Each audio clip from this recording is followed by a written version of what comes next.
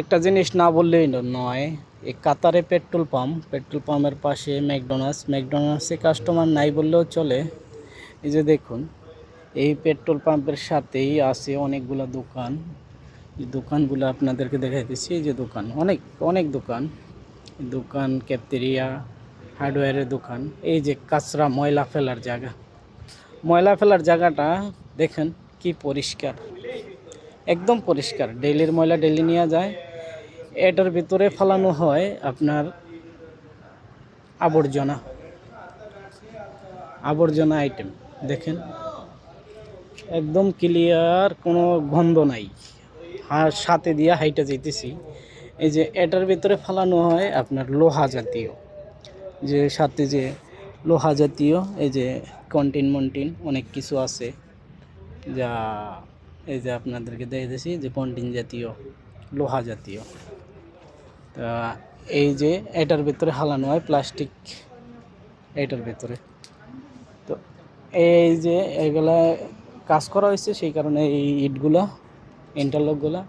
আর এখানে রাখা হয় আপনার বোর্ডগুলা, এই যে যত রকমের বোর্ড আছে বোর্ডগুলা। তো এই দেশ উন্নত হবে না কেন? বাংলাদেশে এরকম কাঁচরার পাশে বহুত পরিমাণে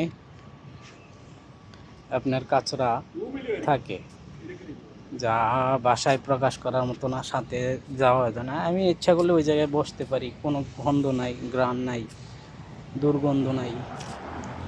কারণ ওরা একটা চা খেলে ওয়ান টাইপ কাপে, এই চার কাপটা এই জায়গায় আইসা ফালাইবে। বা দোকানের সামনে আছে, দোকানের সামনে দেখুন পুরা রাস্তাগুলো কত ক্লিন, নিট, পরিষ্কার, এবং পরিষ্কার আর পরিষ্কার।